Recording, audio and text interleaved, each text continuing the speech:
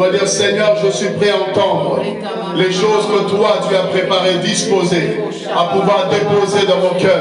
Tu vas parler à Dieu maintenant. Dispose ton cœur là où tu es connecté, là où tu nous suis, là où tu es. Prie le Seigneur qu'il dispose ton cœur.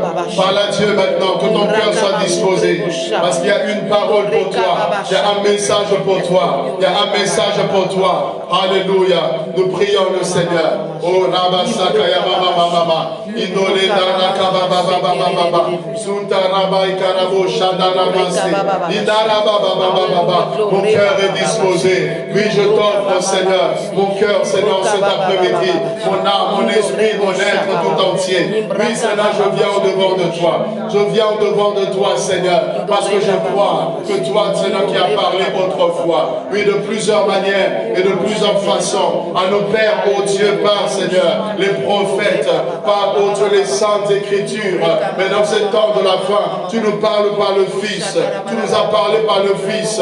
Oui, nous voulons écouter, Seigneur, écouter comme des brebis, Seigneur, qui appartiennent au bon berger. Car tu dis que les brebis entendent ta voix. Elles entendent ta voix. Seigneur, nous voulons écouter la voix du bon berger. Nous voulons écouter le son de ta voix afin de faire ce que tu veux, afin d'aller là où tu veux, afin de marcher à la direction de là où, Seigneur, tu nous veux, éternel Dieu. Nous ne voulons pas suivre les hommes. Nous ne voulons pas suivre, Seigneur, la foule. Nous ne voulons pas suivre, Seigneur, la masse. Nous ne voulons pas suivre, oh Dieu, les modes, Seigneur, les tendances actuelles. Mais nous voulons suivre la voix de Dieu. Nous voulons suivre la voix du Maître. Nous voulons avancer là où tu nous veux. Nous voulons faire ce que tu veux, Seigneur, que nous puissions faire dans le nom de Jésus. Nous voulons rester fidèles. Nous voulons rester fidèles. Nous voulons rester fidèles à ta voix et à ta parole. Nous voulons rester fidèles, attachés à ta parole, attachés à ta parole, attachés à ta parole, dans le nom de Jésus. Seigneur, nos cœurs sont là. Écris, Seigneur, écris, grave sur nos cœurs, Seigneur,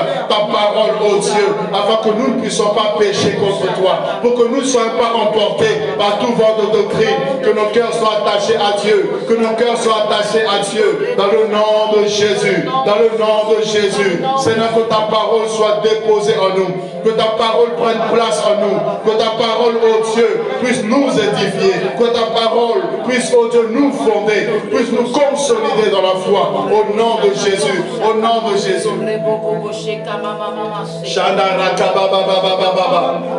Narabasaya mama mama mama mama mama. Sakaya baba baba baba. Tu as besoin d'être enraciné. Tu as besoin d'être enraciné. Tu as besoin d'être fondé dans la parole. Oui, car sans la parole de Dieu, tu es en dehors de la foi. Sans la parole de Dieu, tu es en dehors de la volonté de Dieu. Sans la parole de Dieu, tu es en dehors du plan de Dieu. Car Dieu est dans sa parole. Dieu est dans sa parole. Dieu est dans sa parole. Dieu est dans sa parole. Il soutient toutes choses par sa parole puissante. Il soutient toutes choses par sa parole, alléluia, irréversible. Voilà pourquoi nos cœurs, Seigneur, voici nos cœurs, parle-nous. Voici nos cœurs assoiffés de toi. Nous avons soif de toi, nous avons soif de toi, nous avons soif de toi. Nous ne voulons pas écouter des choses pour satisfaire notre chair. Nous ne voulons pas écouter des choses pour nous faire du bien, Seigneur, pour nous caresser dans le sang du poil. Nous voulons écouter l'ainsi dit l'Éternel. Nous voulons écouter l'ainsi dit l'Éternel. Écouter ce que toi tu as pour nous. Car Seigneur, tu sais exactement ce que nous avons besoin d'écouter pour mieux te servir, pour avancer, pour être efficace. Tu sais ce que l'on a besoin d'entendre. Seigneur, parle-nous. J'aime, Seigneur, tu n'as pas peur de nous. Tu n'as pas peur de nous parler. Tu n'as pas peur de nous corriger. Tu n'as pas peur de nous reprendre. Tu n'as pas froid aux yeux. Tu nous parles, Seigneur, comme il le faut, oh Dieu. Quand c'est pour encourager, tu encourages. Quand c'est pour relever, tu relèves. Quand c'est pour informer, tu informes. Mais quand c'est pour reprendre, tu reprends aussi. Seigneur, quelle que soit la manière que tu veux nous parler, nous sommes disposés. Nous sommes disposés. Nous sommes disposés, Seigneur. Oui, nous sommes disposés. Parle-nous comme tu le veux. Merci, Esprit de Dieu. Merci, Saint-Esprit. Parce que c'est toi qui conduis, c'est toi qui diriges ces moments, c'est toi qui diriges ces instants, dans le nom de Jésus-Christ. Et je prie, Seigneur Dieu, que nous qui sommes ici présents, et même tous ceux qui sont en train de suivre à travers les médias, Seigneur, maintenant, je prie que nous soyons connectés, je prie que nous soyons sensibles à ta voix, car tu veux nous parler par l'Esprit. Oh, Ramazé Kayama Mama, Indore Naraba Shakaya Baba Baba Baba Baba, Machina Rakabasaya, que ta parole, Seigneur, tombe à pic, Seigneur, pour quelqu'un. Que ta parole, Seigneur, puisse rassurer une personne. Que ta parole puisse, oh Dieu, avertir quelqu'un. Que ta parole puisse, oh Dieu, relever la tête de quelqu'un qui était courbé, de quelqu'un, Seigneur, qui était découragé. Je sais que ce message est pour quelqu'un qui doit l'entendre, quelqu'un qui doit l'écouter. Dans le nom de Jésus, merci de toucher, de le moindre et de l'accompagner par ton onction. Une huile fraîche. Je demande une huile fraîche. Je ne veux pas prêcher par expérience. Je ne veux pas prêcher par habitude. Je ne veux pas faire les choses selon mes calculs. Mais je veux être conduit par l'Esprit de Dieu. Dirigé par le Saint-Esprit. Merci pour l'onction fraîche. Shakaya mama mama mama. Indarakaba saya mama mama mama. Ko rabo zeya daraba. Ikaraba shinda rabasa. Oh, merci pour l'esprit prophétique. Merci pour l'onction prophétique. Dans l'église Sauvé pour sauver, nous demandons, Seigneur Dieu, l'onction du réveil.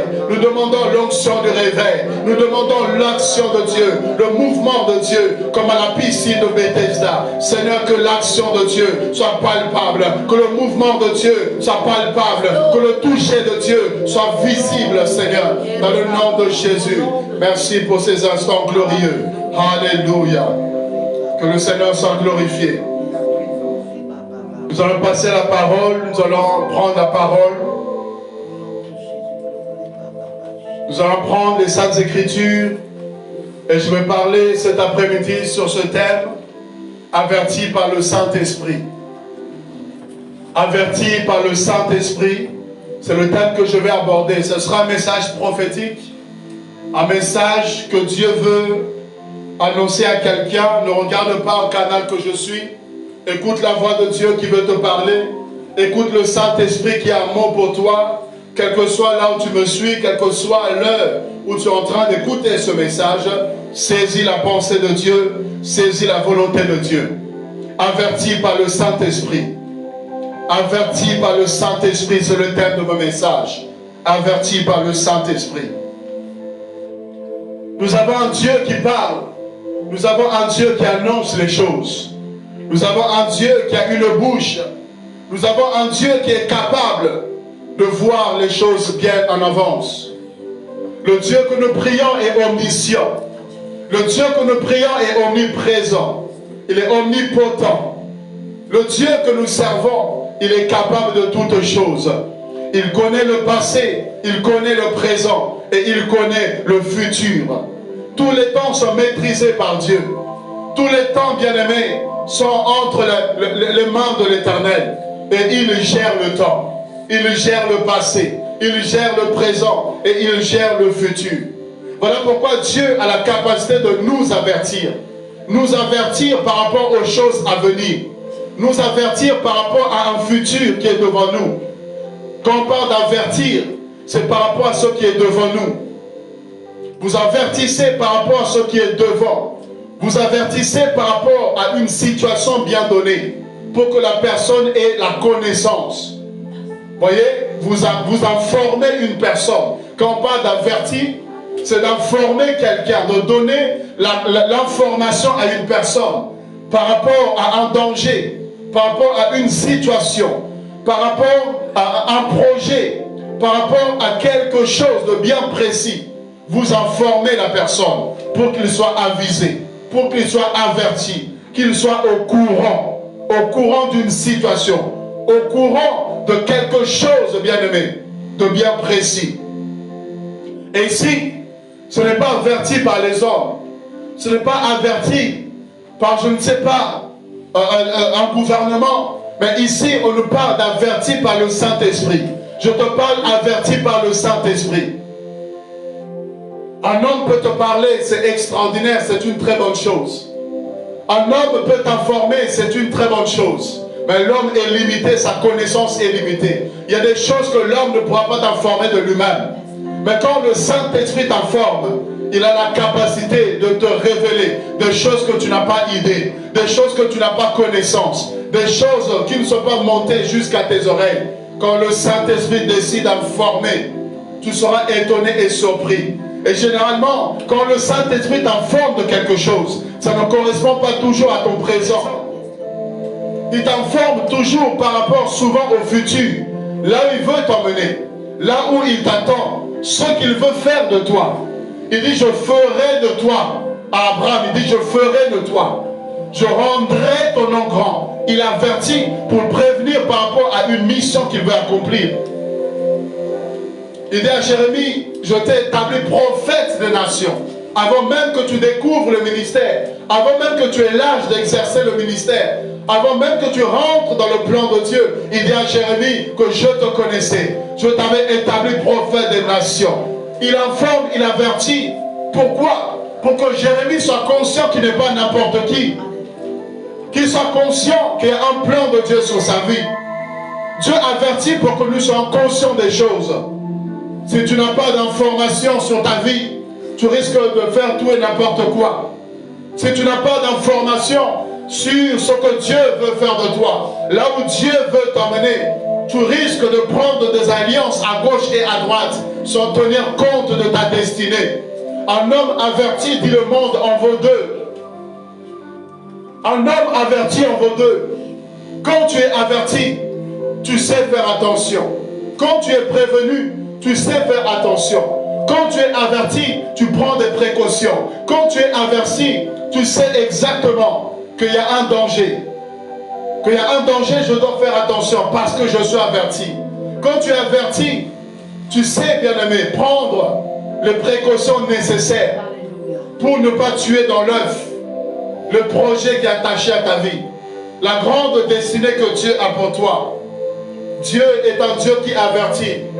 Dieu peut surprendre les hommes, mais de manière générale, Dieu aime nous prévenir, Dieu aime nous avertir, Dieu aime nous informer, Dieu aime nous dire à l'avance les choses qu'il voudrait faire dans notre vie. Dieu révèle les destinées des hommes pour que nous soyons conscients de l'appel de Dieu sur notre vie. Dieu ne voudrait pas qu'on soit surpris, Dieu ne voudrait pas qu'on soit étonné, Dieu ne voudrait pas qu'on fasse tout et n'importe quoi et détruire l'appel, détruire la destinée, détruire le futur certain qu'il a pour nous. Voilà pourquoi des fois même à la naissance, et voire même avant la naissance, Dieu prend le soin de venir avertir sur l'enfant qui va naître. L'enfant n'est même pas encore né, mais Dieu prend le soin d'envoyer des anges messagers, d'envoyer, n'est-ce pas, Gabriel notamment.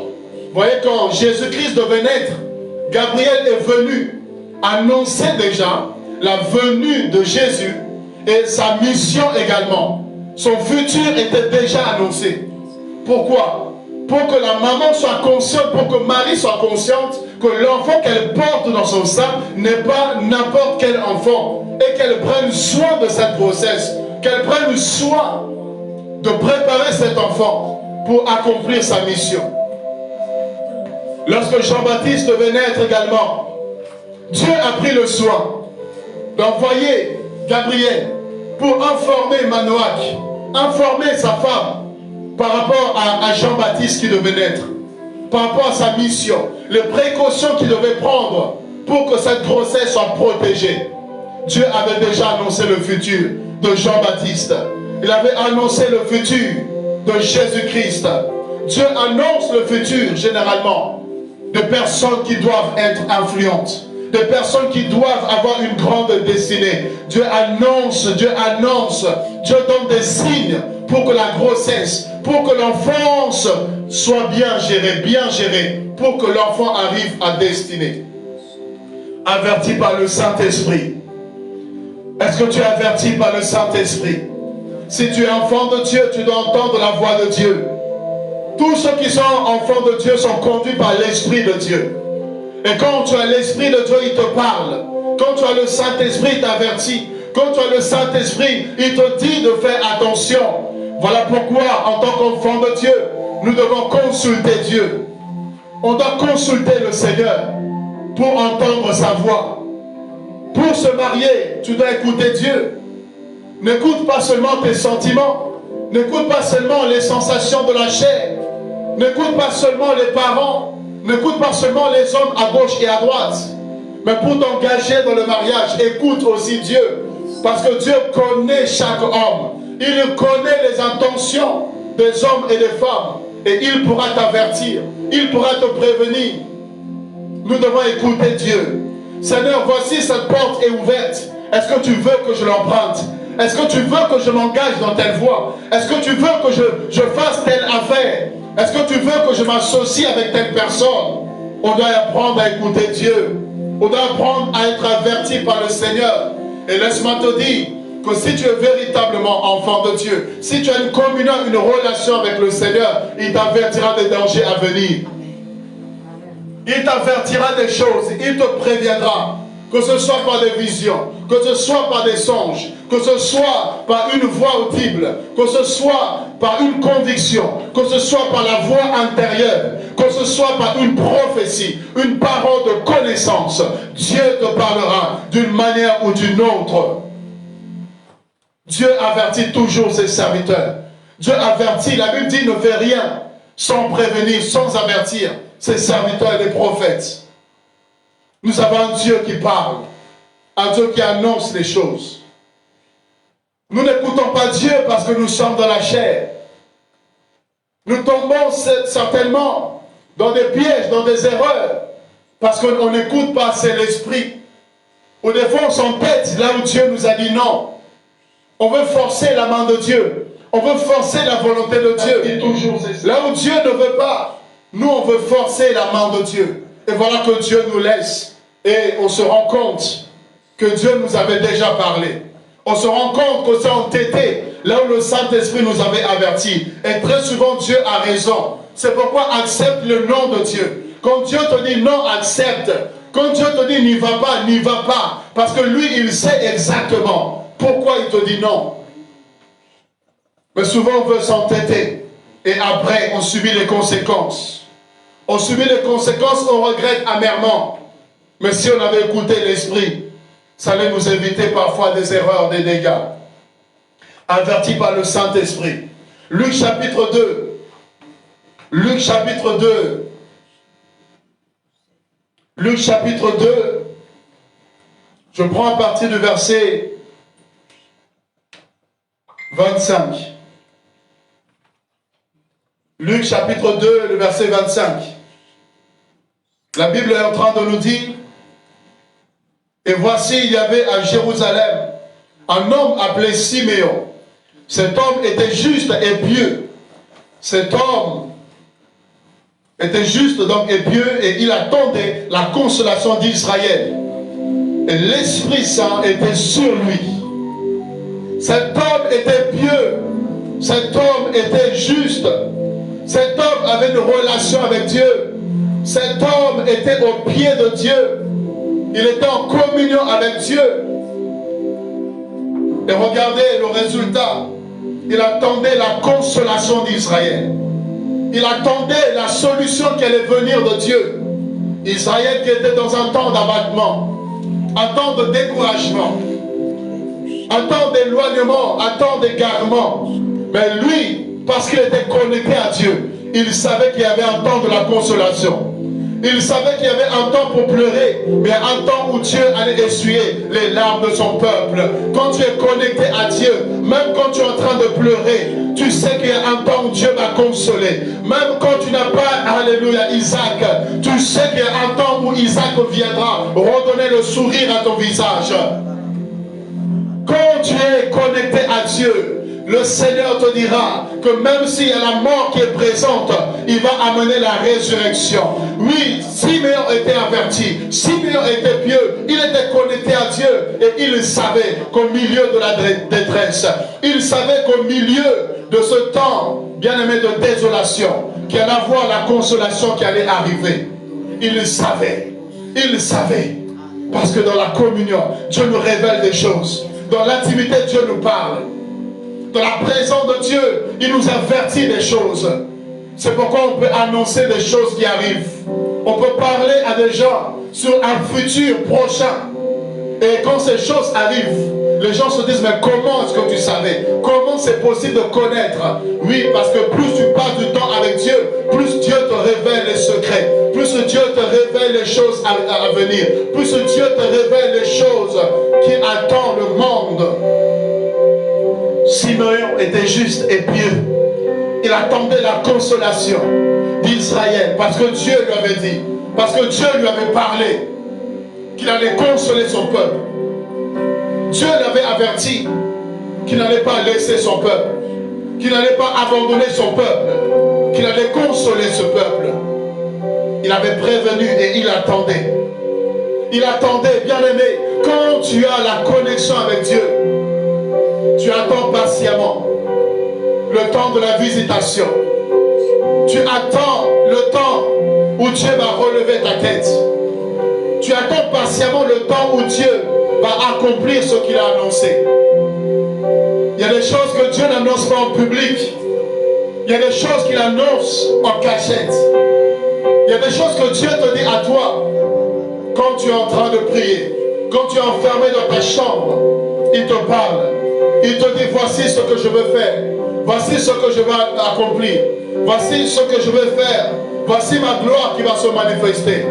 Et les gens qui ne sont pas avec toi dans l'intimité, ils ne sont pas forcément au courant. Voilà pourquoi ils peuvent se moquer. Voilà pourquoi ils peuvent dire que Dieu l'a rejeté, Dieu l'a abandonné. Voilà pourquoi ils peuvent rire.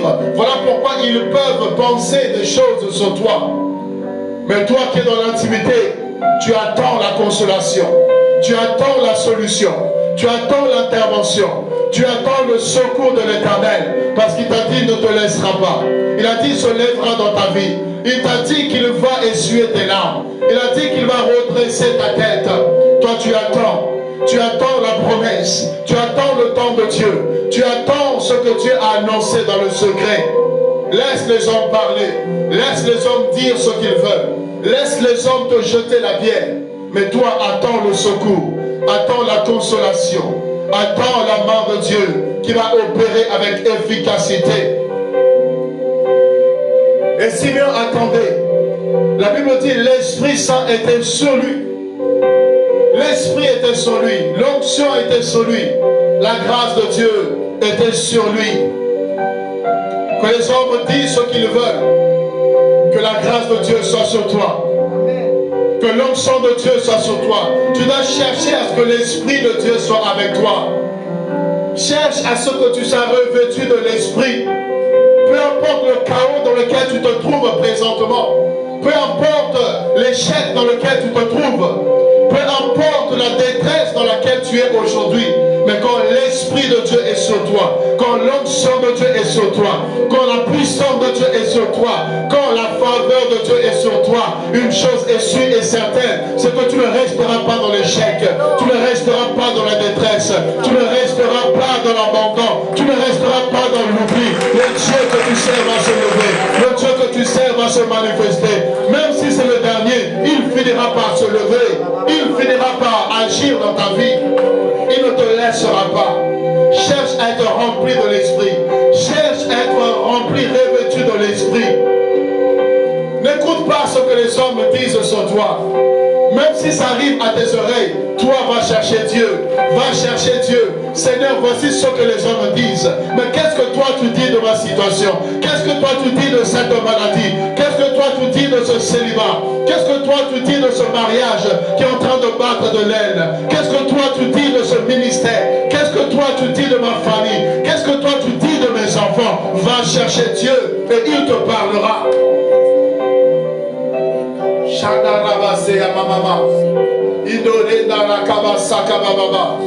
Oh, je me rappelle, alors que nous étions en train de chercher Dieu par rapport à la guérison de mon frère, on était en train de prier. Les nouvelles venaient de gauche et de droite. Et à un moment donné, je dis à Dieu, fixe-moi par rapport à cette situation. Je ne veux pas prier pour prier. Je veux savoir qu'est-ce que toi tu dis de cette situation. Qu'est-ce que toi tu dis de cette maladie. Seigneur, est-ce qu'il y a de l'espoir? Est-ce qu'il y a un miracle qui va arriver? Est-ce qu'il y a une intervention qui est prévue?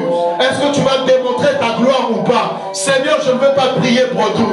Je ne veux pas chercher en tâtonnant, mais je veux chercher en ayant l'assurance que tu as prévu d'agir. Tu as prévu d'intervenir. Et quand je commençais à prier comme ça, Dieu m'a donné un songe. Dieu m'a donné un premier songe. Et dans le songe, je voyais mon frère guéri. Je le voyais en train de marcher. Je me voyais en train de discuter, de parler avec lui. Et il était sorti vivant. Il était sorti victorieux de cette situation de maladie, de ce coma bien-aimé dans lequel il était plongé plusieurs semaines. Et je continue à prier. Je dis, Seigneur, dis-moi exactement, je veux savoir exactement s'il va mourir. Dis-le-moi maintenant que je commence à me préparer, que je commence à faire le deuil. Dis-le-moi que nous arrêtons de prier, qu'on arrête de te chercher, parce que ça ne servirait à rien s'il doit mourir. Mais si tu sais que tu veux agir et que tu permets cette situation pour que nous puissions te chercher, alors Seigneur, dis-moi, parle-moi clairement. Et j'ai eu un deuxième songe. Un deuxième songe où Dieu m'avait averti. Dieu est en train de me montrer qu'il prenait la situation en main. Il y a eu un troisième songe. Dieu a commencé à me parler, à me rassurer, pour me dire à partir de maintenant, peu importe ce que les médecins vont dire, peu importe ce que les hommes vont dire, je vais le guérir. Il va sortir vivant du coma. Il va s'en sortir, il va s'en sortir. Et à partir de là, j'ai commencé à prendre assurance. Je priais avec assurance. Quand bien même les médecins disaient que non, là c'est compliqué, là c'est fini. Moi je savais que ce n'était pas fini. Je savais que ce n'était pas fini. Parce que Dieu m'avait dit que ce n'était pas fini, qu'il allait démontrer sa gloire. Quand tu es averti par le Saint-Esprit, tu as l'assurance. Est-ce que quelqu'un m'entend? Quand tu es averti par le Saint-Esprit, tu as l'assurance. Quand tu entends la voix de Dieu clairement, tu as l'assurance. Tu sais ce que Dieu a dit. Et tu es ferme dans ce que Dieu a dit. Quand Dieu t'avertit, quand Dieu te parle, le diable aussi viendra parler. Le diable aussi viendra te dire le contraire. Le diable viendra te déstabiliser. Écoutez, Dieu a parlé à Adam et à Ève. Vous ne mangerez pas le fruit de l'arbre de la connaissance du bien et du mal. Qu'est-ce que le diable a fait? Il est venu voir aussi Ève pour entamer une conversation, pour parler, pour dire, vous ne mourrez pas. Là où Dieu avait dit, vous mourrez. Le diable aussi parlera pour dire, non, certainement c'est ta chair qui t'a parlé. Certainement ce n'est pas Dieu qui t'a parlé. Mais quand tu sais que Dieu t'a parlé, quand tu sais que Dieu t'a dit un mot, il t'a dit cesse de te lamenter, je vais te démontrer ma gloire. Quand il t'a dit cette situation n'est pas à la mort, mais elle est pour la gloire de mon nom. Cesse de te lamenter, commence à adorer Dieu, change ta façon de prier, ne te lamente plus, commence à adorer le Seigneur, commence à lui rendre des actions de grâce, parce qu'il t'a déjà dit qu'il va agir, qu'il va opérer, qu'il va faire quelque chose. Oh, nous avons besoin de l'Esprit de Dieu. On est très souvent dans la chair. Voilà pourquoi on a beaucoup d'inquiétudes. Si quelqu'un peut m'entendre, on est dans la chair souvent. Voilà pourquoi on s'inquiète trop. Qu'est-ce que je vais manger? Comment je vais m'habiller? Comment cette situation? Comment ce problème? Comment ceci? Comment le mariage? Comment l'argent? Comment ceci? On s'inquiète trop souvent parce qu'on est trop dans la chair. Mais celui qui est dans l'esprit, il sait que Dieu a une solution. Il sait que Dieu va faire. Il sait que Dieu va intervenir. Oui, il y a les questionnements, mais il sait que Dieu a la réponse. Dieu est la réponse à toutes ces questions. Un homme d'esprit et un homme de foi. Un homme averti par Dieu. Un homme qui entend la voix de Dieu. Il marche avec assurance. Il marche avec assurance et fermeté. Pourquoi? Parce qu'il ne regarde pas son environnement. Il ne regarde pas aux choses, n'est-ce pas, qui l'environnent, mais il regarde à ce que Dieu a dit et il marche avec assurance. Il marche avec fermeté parce que Dieu accomplira ce qu'il a annoncé. Siméon était rempli de l'esprit. Verset 26, regardez. Il avait été divinement averti par le Saint-Esprit. Simeon était averti par le Saint-Esprit. Simeon avait entendu la voix de Dieu lui dire très clairement qu'il ne mourrait pas avant d'avoir vu le Christ du Seigneur. Alléluia. Il savait qu'il ne devait pas mourir tant qu'il n'avait pas vu le Messie. Ça, c'est la parole que Dieu avait attachée à sa vie. C'est le message que Dieu lui avait dit. Quelqu'un qui marche avec l'Esprit, il peut avoir l'assurance que la mort, elle ne va pas se présenter maintenant. Pourquoi? Parce qu'il y a des choses que Dieu m'a dites, je ne les ai pas encore vues, je ne les ai pas encore expérimentées, je ne les ai pas encore touchées, donc je ne peux pas encore mourir. Vous voyez, Simeon marchait avec cette parole. Tant que je n'ai pas vu le Messie, la mort peut se présenter. La mort peut tourner autour, mais elle ne m'aura pas. Elle ne me touchera pas. Elle ne m'attendra pas. Pourquoi? Parce que je n'ai pas vu le Messie. C'était l'assurance qu'il avait. Là où les gens avaient peur de la mort, Simeon, lui, n'avait plus peur de la mort. Parce qu'il savait que la mort ne pouvait pas arriver. La mort ne pouvait pas le toucher tant que lui n'avait pas vu le Messie.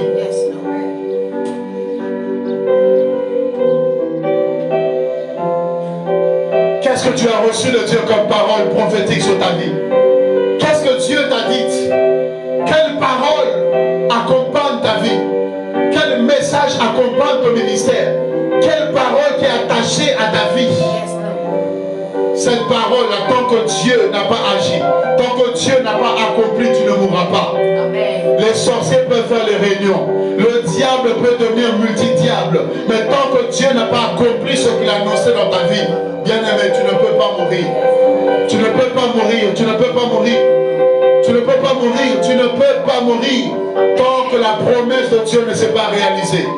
Pourquoi? Parce que celui qui fait la promesse n'est pas un homme pour mentir, ni fils d'homme pour se repentir. Ce que Dieu déclare, il accomplit. Ce que Dieu dit, il le fait. Même si ça prend du temps. La Bible dit, si une prophétie tarde, si une prophétie tarde, attends-la. Ce n'est pas parce que Dieu a parlé que ça va arriver tout de suite. Ce n'est pas parce que Dieu a dit que ça va être facile. Mais ce sera possible. Ce sera accompli. Ce sera, bien aimé, réalisé parce que Dieu a parlé. Mais ça ne veut pas dire que ce sera facile. Ça ne veut pas dire que ce sera tout de suite.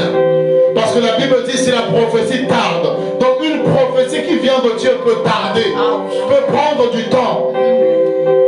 Peut prendre du temps. Dieu a parlé, oui, mais ça prend du temps à se réaliser.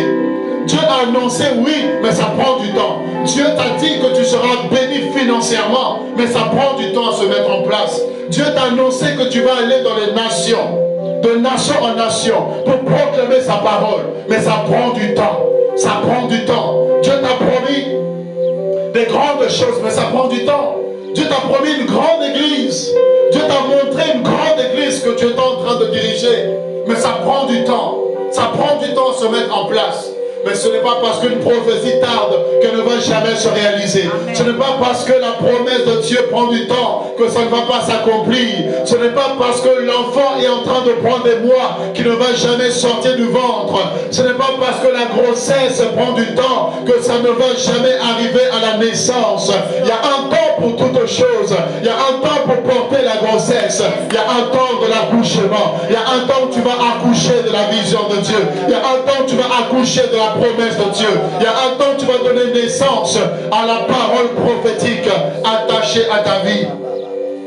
Simeon savait que même si l'âge est en train d'avancer, même si le corps est en train de se fatiguer, même si les dents sont en train de tomber, même si la barbe commence à blanchir, la mort ne va pas me toucher. La mort ne va pas me saisir maintenant. Parce que je dois d'abord voir le Messie. Amen. Je dis, quand tu as les promesses de Dieu, oh, même si les gens se moquent, même si les gens parlent à côté, même si les gens disent que c'est fini, même si les gens disent que ça sent déjà, mais si Christ a dit qu'il va te ressusciter, même si ça fait 1er jour, même si ça fait 2 jours, même si ça fait 3 jours, même si ça fait 4 jours, il est capable de te ressusciter parce qu'il a dit qu'il est la résurrection et il est la vie. pouvait marcher avec assurance.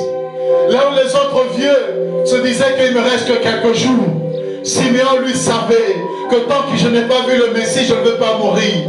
Même si les rides, même si les signes de la mort se dessinent sur son visage, même si son corps est en train de démontrer à suffisance qu'il te reste que quelque temps à vivre, mais lui il savait que tant que je n'ai pas vu le Messie, tant que je n'ai pas vu le Christ, je ne peux pas mourir. Je ne peux pas mourir. Je veux dire à quelqu'un, tant que tu n'as pas vu les promesses de Dieu, tu ne peux pas mourir. Tant que tu n'as pas vu l'accomplissement de ce que Dieu a annoncé sur ta vie, tu ne peux pas mourir. Parce que celui qui a fait la promesse n'est pas un homme pour mentir, ni fils d'homme pour se repentir. Ce qu'il dit, il le fait. La Bible dit qu'il appelle les choses qui n'existent pas à l'existence comme si elles étaient. Yes, Lord. Il appelle à l'existence comme si elles étaient. Oh, je veux parler à quelqu'un cet après-midi qui a les promesses de Dieu. Je veux parler à quelqu'un qui a été visité par le Seigneur et Dieu t'a parlé d'un certain nombre de choses. Mais tu es en train de vivre le contraire. Tu es en train de voir le contraire. Dieu est fidèle. Dieu est fidèle. Dieu est fidèle. Il n'a jamais menti. Il ne commencera pas à mentir avec toi. Il ne commencera pas à mentir avec toi. Il est tellement fidèle, le Dieu de la Bible. Simeon a averti. Il avait cette assurance-là. Il avait cette assurance. Vous savez, il y a des gens qui n'ont pas forcément tout ce qu'il faut, mais ils savent qu'ils vont réussir. Ils n'ont pas de partenaire. Ils n'ont pas de finances. Ils n'ont pas de financement. Ils n'ont pas de soutien. Ils n'ont pas de matériaux. Ils n'ont pas les éléments nécessaires pour réussir. Mais ils savent qu'ils vont réussir. Il y a des gens qui sont dans le désert, mais ils savent qu'ils vont réussir. Ce qu'ils sont en train de faire, ça finira par marcher.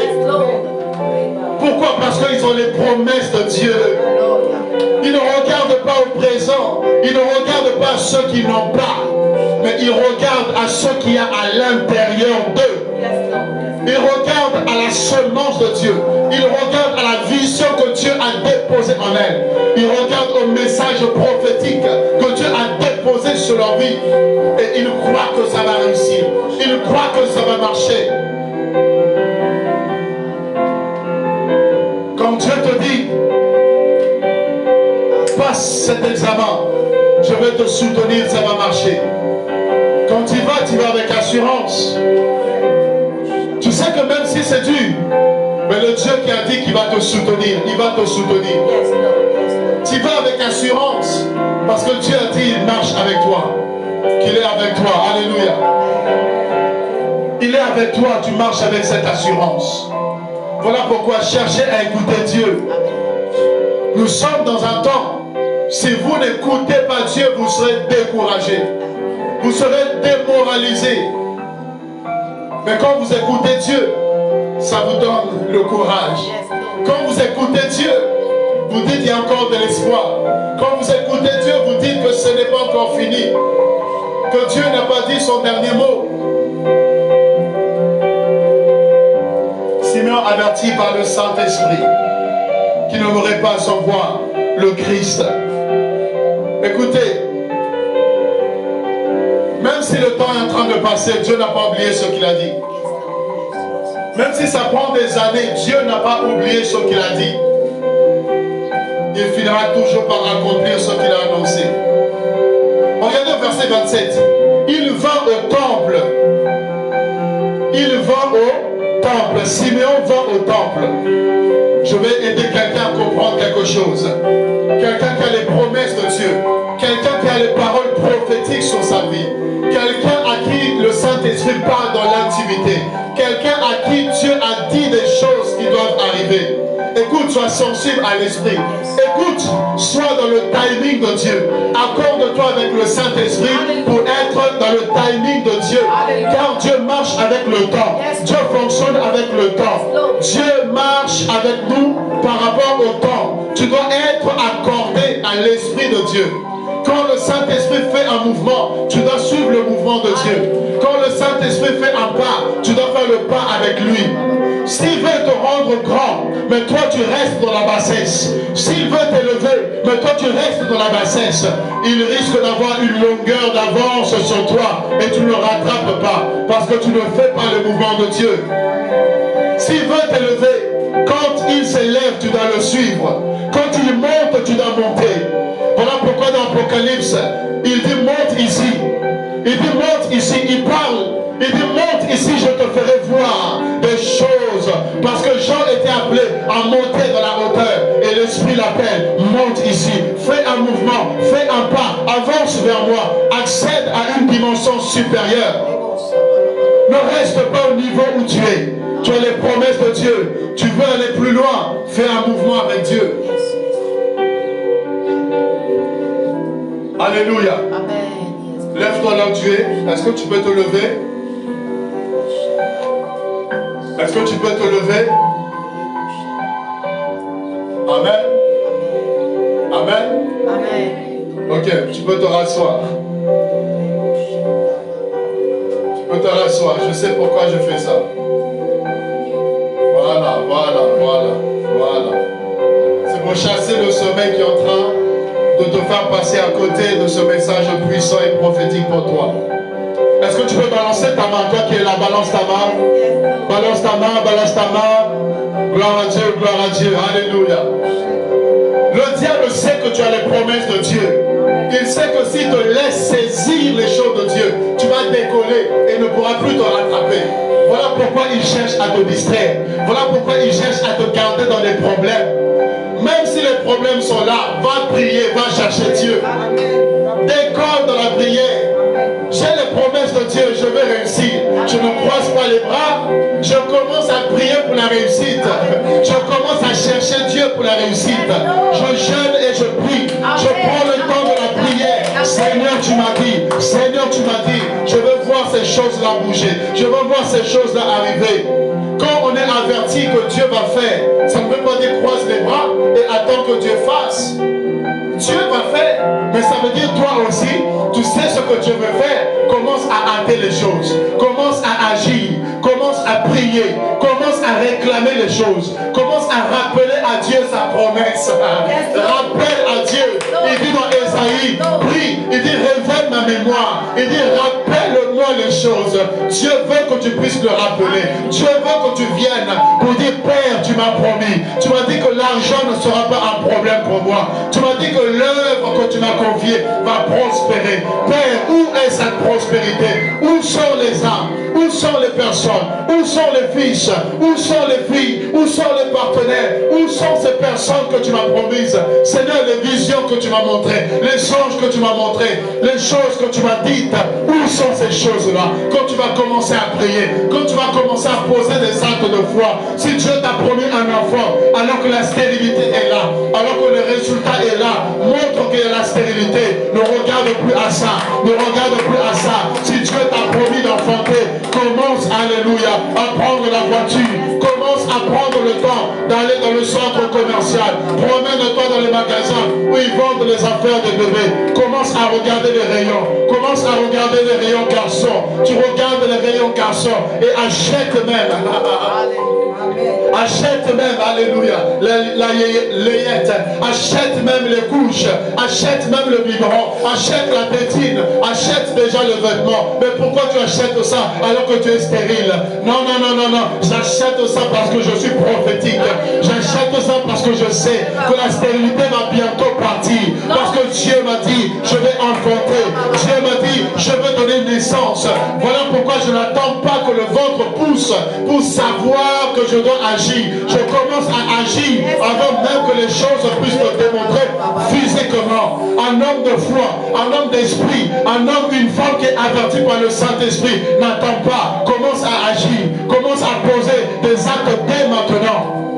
Commence à poser des actes par rapport à ce que Dieu a dit dans ta vie. Par rapport à ce que Dieu a annoncé sur ta vie. Commence à poser des actes. Commence à agir dès maintenant. Commence à croire que tu es déjà ce que Dieu a dit que tu dois être. Commence à te comporter comme tel. à te comporter comme une femme qui est enceinte. Commence déjà à adapter ta démarche. Commence déjà à prendre soin. Commence déjà de sorte que quand ça va arriver, que tu ne sois pas surpris, que Dieu t'a déjà préparé. Il va au temple, Siméon va au temple, le verset 27 de Luc chapitre 2. Il va au temple. Mais la question que je me pose, pourquoi Siméon va au temple? La plupart des Juifs avaient l'habitude d'aller au temple. Mais il y a un détail que la Bible nous donne, que Siméon n'allait pas souvent au temple. Pourquoi? Parce qu'il était vieux.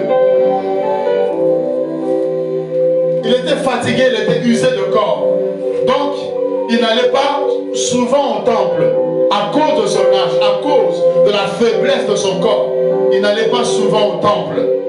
Mais ici, regardez, celui qui n'allait pas souvent au temple, celui qui n'allait pas habituellement au temple, mais un jour, il se décide d'aller au temple. Ce jour-là, il se décide. Siméon se dit, non, aujourd'hui c'est aujourd'hui. Aujourd'hui, je sens qu'il y a quelque chose.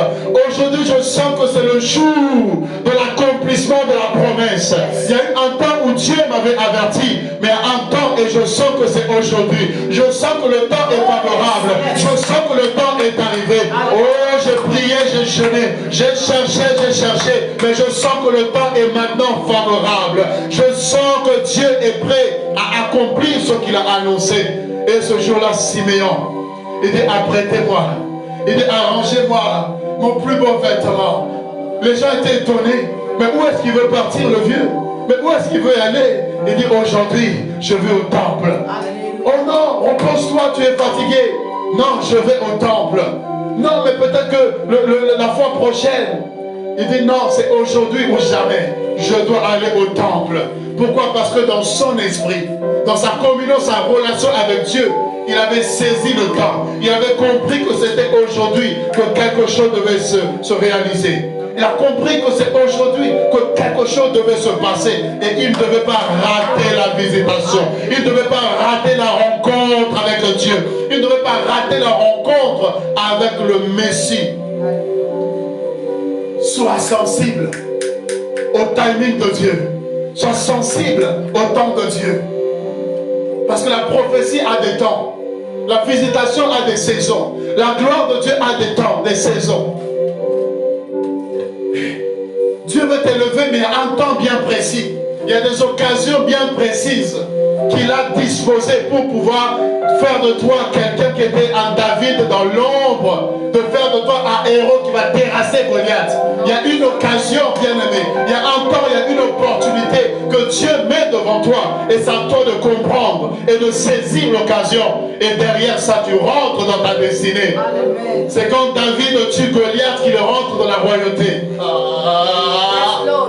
C'est quand David tue Goliath qu'il rentre dans sa royauté. Si David n'avait pas saisi l'occasion, s'il n'avait pas saisi l'opportunité, s'il ne se serait pas présenté là où on l'avait envoyé, il n'allait jamais accéder à la royauté.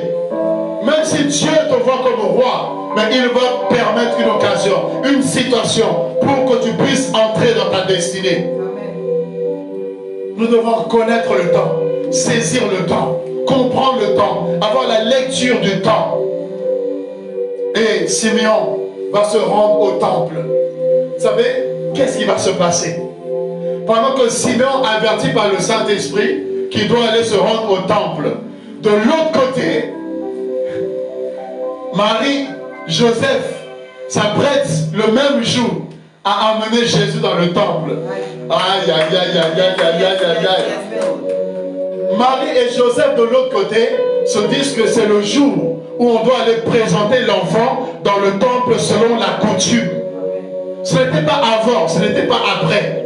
Selon la coutume, il fallait qu'au 8e jour, l'enfant soit présenté dans le temple. Et c'est au même moment, le même esprit qui a conduit, n'est-ce pas, Marie et Joseph aller dans le temple. Le même esprit a parlé à Siméon pour dire que c'est le temps, le Messie est en train d'arriver dans le temple, l'enfant, le Christ est en train de venir dans le temple. temple, toi aussi marche pour rencontrer, alléluia, ta bénédiction. Yes, Lord. Vous voyez, il y a deux mouvements en parallèle. Pendant que Simeon est en train de se préparer d'un côté, Joseph et Marie sont en train de se préparer aussi de l'autre côté. Aïe, je suis en train de te dire qu'il y a un mouvement que Dieu a déclenché quelque part. Yes, Lord. Ne regarde pas seulement à toi, mais il y a quelque chose que tu ne vois pas. Il y a une action parallèle que tu ne vois pas. Il y a un mouvement parallèle que Dieu a déclenché, que toi tu ne vois pas. Mais c'est en train d'arriver. C'est en train d'arriver. Il y a une bénédiction qui est en train d'arriver. Pendant que toi tu es en train de prier. Pendant que toi tu es en train de te poser des questions. Mais de l'autre côté, Dieu a déjà libéré la bénédiction. Dieu a déjà libéré, débloqué la situation. Et ça doit arriver jusqu'à toi. Alléluia. Ce n'est pas parce que tu ne vois pas que ça n'est pas en train de se passer. Non, Simeon se prépare, mais de l'autre côté, il y a une action que Dieu a commencé. Il y a un mouvement que Dieu a commencé quelque part. Oh, je suis en train de voir cette église remplie. Je suis en train de voir des âmes accourir de gauche à droite. Je suis comme en train de prêcher à une foule de 1000 personnes. Je suis comme en train de voir une foule de 1000 personnes à qui je suis en train de prêcher la parole. Amen. Oh, Ramasaya Baba Baba. Oh, les Karamasaka ya Baba Baba. Indo les Karamo Chandere Kebrasaya Mama. Il y a un mouvement que Dieu a déclenché. Pendant que toi tu es en train de t'activer, pendant que toi tu es en train de rentrer dans le temps de Dieu, il y a une action quelque part. Dieu a déjà débloqué, Dieu a déjà libéré, Dieu a relâché quelque part. Et pendant que tu vas marcher, tu es en train de rencontrer ta destinée, tu es en train de rencontrer ton succès, tu es en train de rencontrer ton élévation. Je dis, cesse de t'asseoir, lève-toi. Simeon s'est levé. Simeon a refusé de rester à la maison. Simeon a refusé de rester à cause de la fatigue. Il avait des raisons, il avait des excuses, il avait des prétextes. Non, je suis vieux, mais ce jour-là, il a compris que je dois entrer dans ma destinée, que je dois toucher à la promesse de Dieu. Il a dit, aujourd'hui, je reprends la force. Aujourd'hui, je vais marcher. Aujourd'hui, je vais aller au temple. Aujourd'hui, je vais aller rencontrer la promesse de Dieu pour ma vie. Et Simeon va marcher. Pendant que Simeon marche, de l'autre côté, Jésus est en train de marcher. Pendant que Jésus est en train de marcher d'un côté, Simeon marche aussi de l'autre. Et regardez, le lieu de rendez-vous, c'est le temple. Le point commun entre les deux, c'est le temple. C'est là où ils doivent se rencontrer. Je dis un lieu où tu vas rencontrer. Il y a un endroit où tu vas rencontrer. Continue à marcher. La bénédiction est aussi en train d'arriver. Pendant que toi tu marches, la bénédiction vient aussi à toi. Si tu t'arrêtes, tu es en train de retarder. Mais si tu continues à avancer, tu vas finir par rencontrer. Si Simeon s'arrête, Jésus risque d'arriver au temple et ils ne vont pas se rencontrer.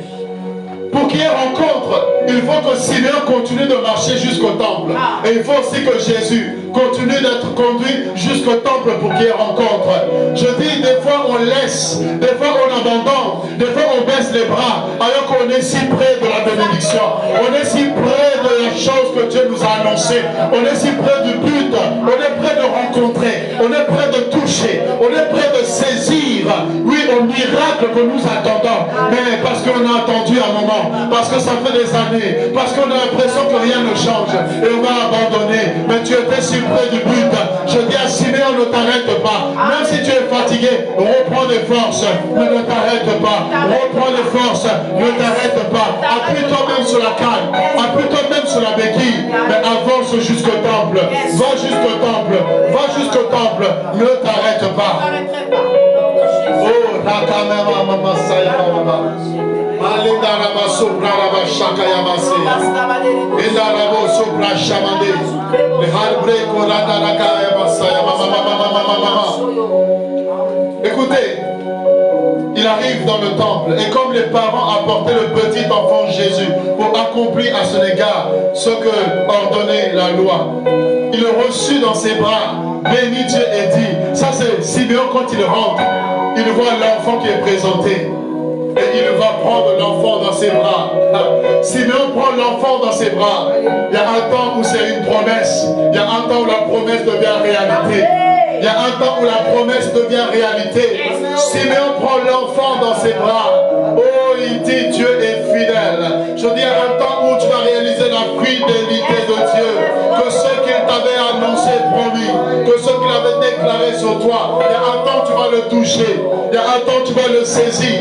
Il y a un temps où tu auras entre tes mains, oui, ce que le Seigneur avait déclaré sur ta vie. Oh,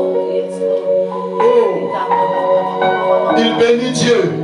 Il rendit grâce à Dieu. Écoutez ce qu'il dit. Il dit maintenant, Seigneur, tu laisses ton serviteur s'en aller en paix, selon ta parole, car mes yeux ont vu ton salut. Salut que tu as préparé devant les peuples, lumière pour éclairer les nations. Oh Jésus, gloire d'Israël, Jésus, la gloire d'Israël. On nous dit, il attendait la consolation de Dieu.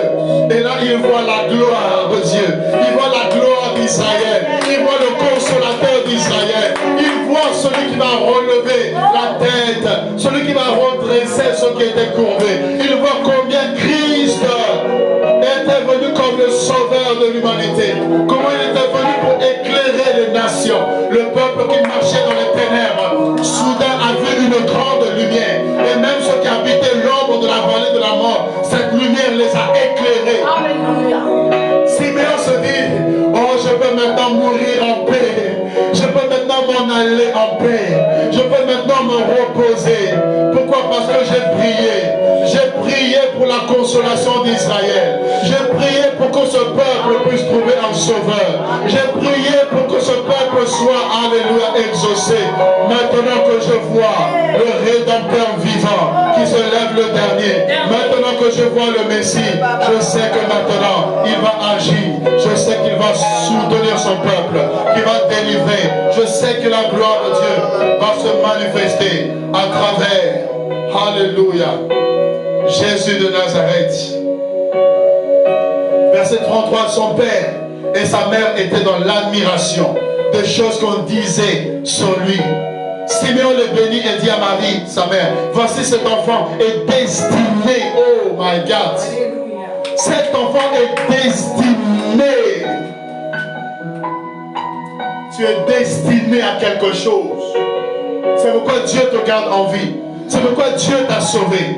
C'est pourquoi Dieu veut que tu écoutes ce message. Tu es destiné à quelque chose. Simeon est prophétique. Il est en train de parler d'un bébé, d'un enfant qui a besoin de lait, qui a besoin qu'on change des couches, un enfant qui ne peut rien faire. Mais Simeon ne voit pas le présent de Jésus. Simeon n'est pas en train de voir le bébé, mais il voit le grand homme. Il voit le Messie. Il voit la grandeur de ce bébé. Il voit comment il va déployer la gloire et la puissance de Dieu. Il est en train de se réjouir pour les miracles, les délivrances, les guérisons, pour les morts qui vont être ressuscités, pour la parole qui sera prêchée avec force, puissance et autorité. Simeon est en train de voir la destinée. Il est en train de voir le futur de Jésus glorieux. Alléluia. Et il est en train de rendre grâce à Dieu. Parce qu'il voit la destinée. Bien-aimé, tu as une destinée glorieuse. Une destinée glorieuse. Averti par le Saint-Esprit. Averti par le Saint-Esprit. Simon était averti. Et il a vu l'accomplissement de choses que Dieu avait annoncées. Qu'est-ce que Dieu t'a dit? Dans les secrets, qu'est-ce que Dieu te dit? Qu'est-ce que Dieu te parle? Qu'est-ce que Dieu t'annonce par rapport à cette situation qui te dérange? Qu'est-ce que Dieu a dit? Il ne faut pas juste prier pour prier sans savoir qu'est-ce qui va arriver. Et à un moment donné, tu dois savoir. Et à un moment donné, demande à Dieu, Seigneur, par rapport à cette situation, montre-moi. Parce que Dieu le sait. Dieu sait. Dieu connaît exactement. Alors Seigneur, montre-moi, je veux savoir. Je veux connaître l'issue de cette situation. Et Dieu va te montrer. Et quand tu sais, tu vas te fixer. Quand tu sais, tu vas agir par rapport à ce qu'il t'a montré. S'il te montre que tu dois prier, Tu vas chercher sa face pour que la situation se décompte. Tu sauras quoi faire.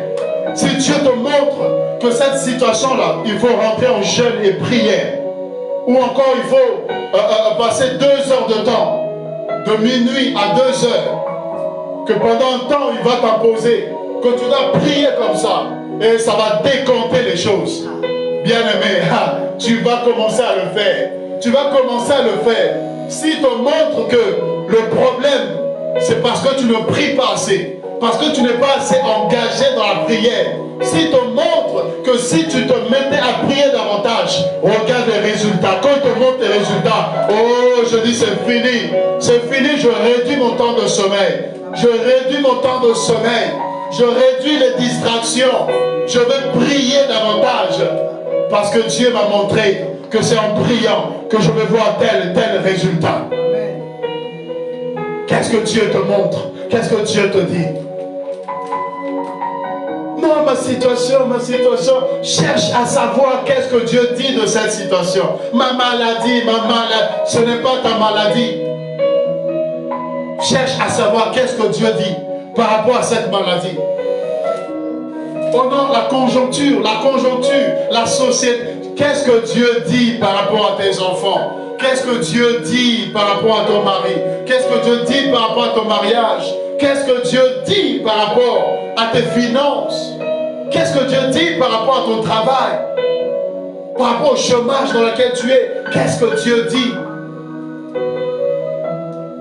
Moi, je me rappelle, ça m'est arrivé de dormir et je fais un songe. Je me présente à un travail et je me présente. Je me dis voilà, je suis venu parce que je cherche à pouvoir travailler.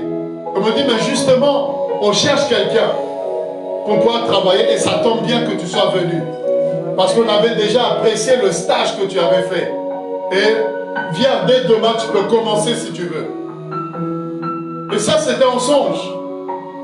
Et vous savez, quand je venais de finir mes études, c'était à ce temps-là, j'ai finissé mes études et je devais rentrer dans le monde actif.